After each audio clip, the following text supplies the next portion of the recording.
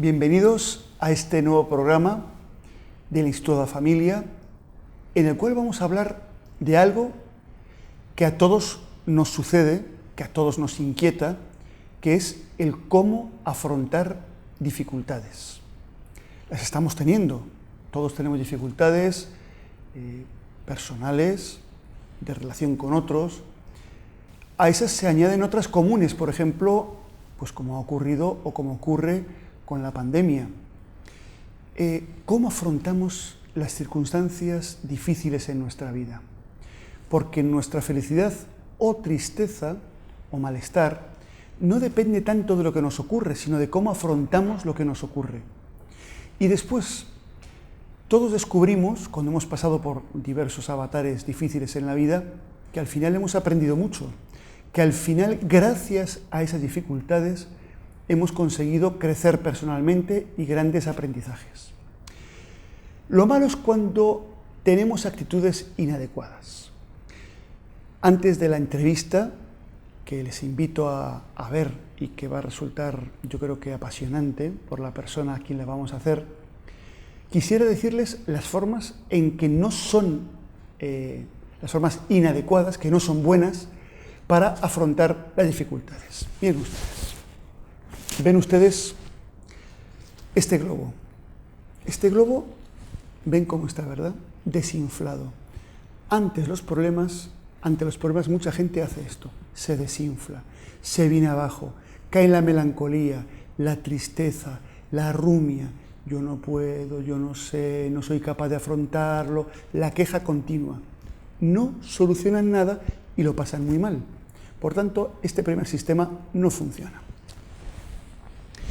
Siguiente sistema de otras personas es el que comienzan a dar vueltas a los problemas. Fíjate lo que me pasa, fíjate y ahora además, ¿qué será de nosotros? Una segunda, una tercera, una cuarta ola de la pandemia y mi hijo no sé qué y mi hija no sé cuánto y fíjate la salud. Al final no aguantan la tensión y huyen, prefieren huir. ¿Cómo huyen? Se meten horas y horas de internet, o se bebe en exceso, o se ven películas en exceso, cualquier cosa con tal de no pensar, de no afrontar. Sin embargo, tampoco esto cambia las cosas. Tercer sistema. Es el sistema de quien dice, ¿dificultades a mí? Yo soy Superman o Superwoman. Entonces dice, muy bien, pues, ¿que hay pandemia? Pues a por todas. Resistiré. Resisto más. ¿Que hay problemas con los familiares? Yo los aguanto. Problemas laborales, los aguanto. Problemas emocionales, vamos, yo me aguanto todo. Problemas laborales, no pasa nada, los aguanto. Pero esta persona que dice y cree que puede aguantarlo todo, al final le pasa esto. Se rompe. Llegan las rupturas psíquicas, la agresividad, el venirse abajo. Ni desinflarse, ni huir, ni romperse, agresividad o autoculpabilización, o echar culpas a otros, o victimación, tampoco solucionan las circunstancias. ¿Qué hacer para afrontar dificultades? Pues para esto vamos a hablar hoy con Violeta Llorente, que es una joven vallisoletana que estudia el último curso de trabajo social y que, como persona reflexiva que es, y ya con cierta edad, ha pasado por unas cuantas y le vamos a preguntar cómo ha afrontado ella ya su vida y qué ha aprendido. Pero antes, quiero que vean este pequeño vídeo en el cual muestra cómo la rumia, el darle vueltas, la imaginación es una mala técnica si queremos afrontar las dificultades de la vida. Mejor discernir, afrontar directamente, pensar ordenadamente que pasarnos la vida dándole vueltas.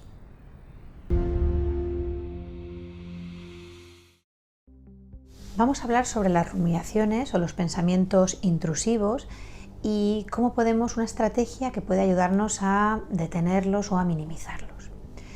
Muchas personas en el contexto de una ansiedad generalizada o de un trastorno obsesivo-compulsivo pues tienen este tipo de pensamientos intrusivos u obsesivos que se perciben como que provocan malestar, que queremos quitárnoslos de encima, pero no sabemos cómo parar ese flujo del pensamiento. Cuando estamos hablando de patología, pues requiere un tratamiento psicológico, en ocasiones un tratamiento farmacológico y el abordaje es más complejo.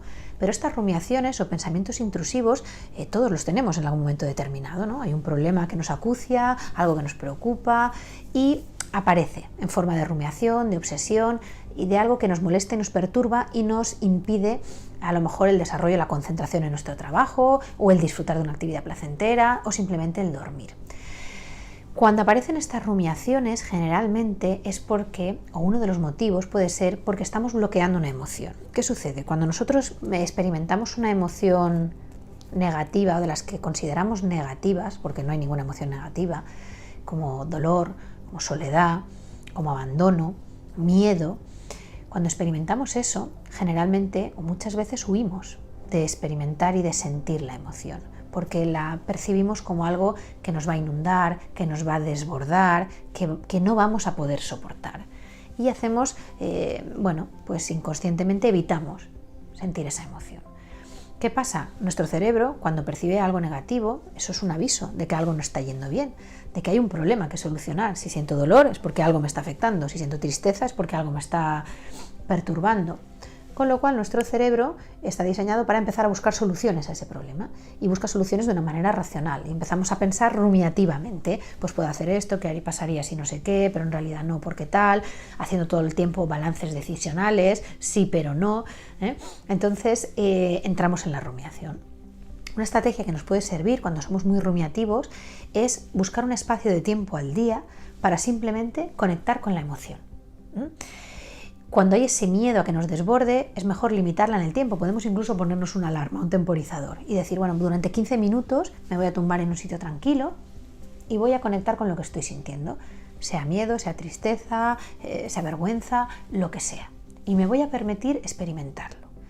Y si había ese miedo a que se desbordara la emoción, a que si nos dejáramos llevar por ella nos arrastrase, cayésemos en una depresión o vete a saber cuál es el miedo que hay detrás, podemos limitarlo poniendo ese control de tiempo. Yo luego voy a seguir funcionando, voy a seguir con mi vida, voy a ir al trabajo, voy a atender a mis hijos, voy a ir con los amigos, pero por un tiempo cada día me voy a permitir, y no desde aquí, sino desde aquí, ver qué me está pasando, sentir las emociones. Y entonces veremos cómo cortamos esa activación cerebral que hay de vamos a buscar solución a este problema, a esta emoción que no estamos permitiendo que fluya, que transcurra y que no la estamos aceptando. Así que os animo a probar esta estrategia, a ver si os ayuda con las molestias rumiaciones.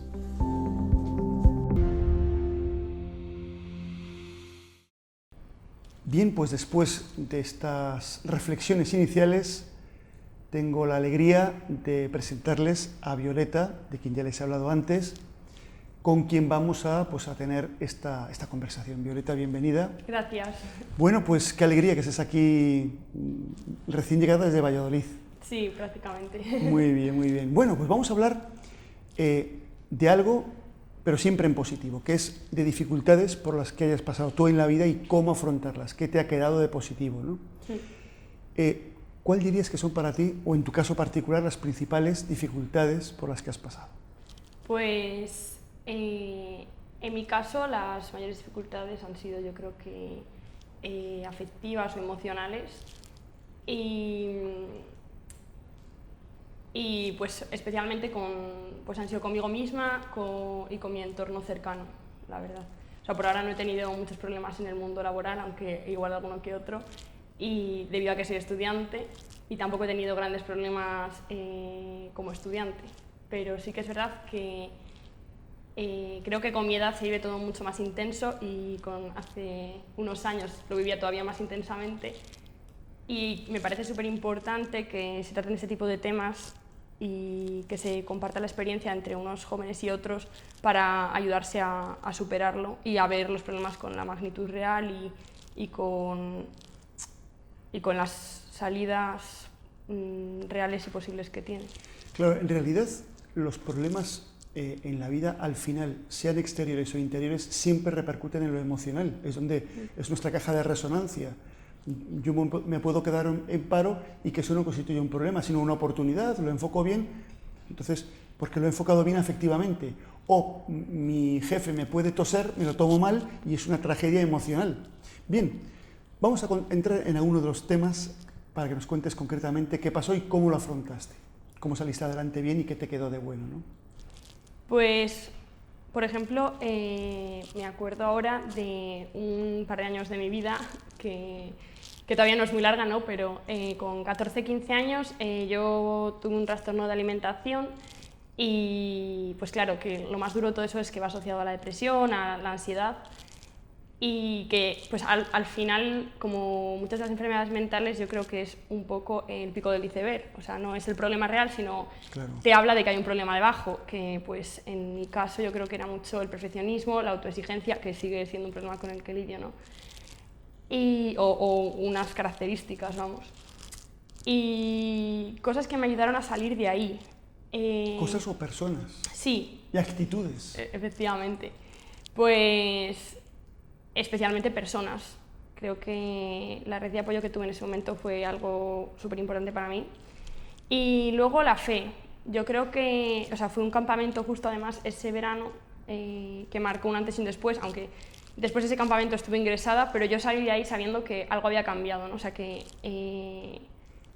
la fe ha sido como algo que me ha ayudado a mirar la situación en la que estaba de una forma muy diferente y también a entender la magnitud de mi problema, ¿no? O sea que muchas veces creo que al final aquello en lo que te enfocas crece y si tú te enfocas en un problema pues se te va a hacer muy grande, ¿no?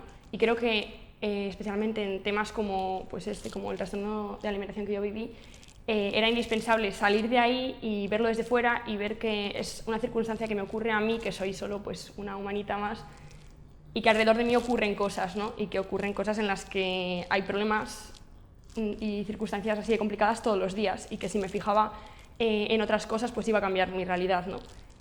Y especialmente eso por un lado la fe y por otro lado confiar. O sea, a mí me cuesta mucho soltar el control de las cosas y confiar en la gente y en lo que va a venir, ¿no? Pero sí que es verdad que creo que al final nos vemos como nos miran los ojos en los que nos miramos, ¿no? Entonces es súper importante rodearse de gente que ve tu potencial y que ve hacia dónde tienes que caminar aunque tú no veas, ¿no? Porque muchas veces eso se nos mete en la cabeza que las cosas se hacen de una forma muy concreta, o a mí por lo menos me pasa mucho, y no nos damos cuenta de que es que igual, pues eso, la vida no es como es, sino como la vemos al final para nosotros, no es como la típica imagen esta que tiene un rinoceronte y un cuerno y él ve toda la vida con un cuerno en medio, claro. Y claro, pues eso. O sea que esas muchas cosas muy, muy bonitas y muy interesantes. Una de ellas, el tengo que dejar de enfocarme sobre mí mismo, de centrarme en mí y ver desde fuera y ver que yo soy más grande que mi problema, que mi circunstancia, ¿no? Bien, y pues has hablado de que la fe te ayudó a esto, ¿no? O sea, tú eres creyente. Sí. O sea, fe religiosa. Sí. ¿Quieres decir? Bien. Sí, yo soy creyente, practicante. Bueno, ¿y en qué te ayudó eso? Pues me ayudó a ver que, o sea, esto al final, pues, o sea, yo soy cristiana, ¿no? Pero considero que lo más cristiano es lo más humano, o sea, tampoco es que fuera un tipo de magia sobrenatural, que sí que considero también que, pues, de cierta forma, Dios hace milagros en mi vida cada día y también con lo cotidiano, pero, de hecho, en ese sentido, con lo cotidiano sí que es verdad que me ayudó mucho centrarme en pequeñas cositas que yo consideraba que eran como muestras de amor de Dios hacia mí o señales por las que yo me sentía cuidada, ¿no? Pues que igual son tonterías, ¿no? Pero pues por ejemplo las mariposas, o sea, yo cuando veo una mariposa siento como que Dios me está cuidando, ¿no? O pues tengo una amiga que también le pasa que cuando llueve ella siente que es porque Dios la quiere, que son cosas que al final las hemos dado sentido nosotras, pero que te ayudan a vivir de una forma mucho más tranquila. Y eso en el proceso me ayudó. Empezar a fijarme y poner mi atención en cosas pequeñitas del día a día en las que, porque Dios, o pues quien no sea creyente, ¿no? Pues siempre en la vida hay cosas que actúan y que te dan energía y sentido a lo cotidiano, ¿no? Y eso por un lado. Y por otro lado, pues me ayudó mucho la fe en el sentido de que, pues de la comunidad también, de la gente con la que me relacionaba, y de entender que había algo más, ¿no? O sea, que no solamente estaba esa circunstancia en la que yo estaba, sino que había como un horizonte diferente para mí, ¿no? Y también entender el poder que yo tenía en la situación me ayudó mucho. O sea, dentro de la fe, el entender que si yo seguía dando pasos en esa dirección, la trayectoria iba a seguir siendo la misma y que realmente ahí no era donde yo quería llegar, ¿no? O sea, que pues yo lo que estaba buscando profundamente, como todo el mundo, era ser feliz, y que los pasos que iba dando cada vez me alejaban más del lugar al que quería llegar.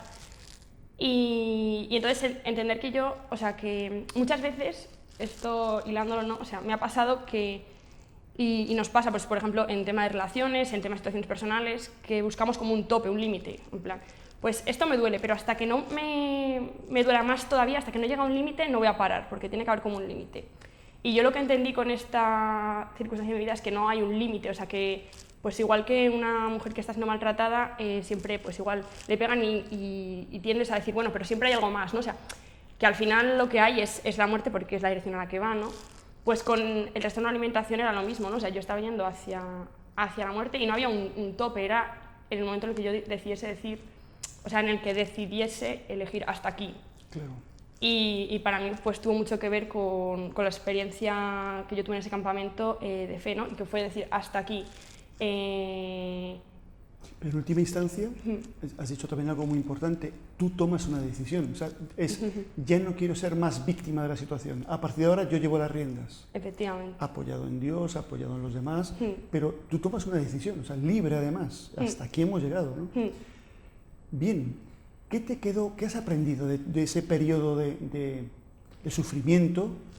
¿Qué te ha quedado en tu vida? ¿En qué has crecido?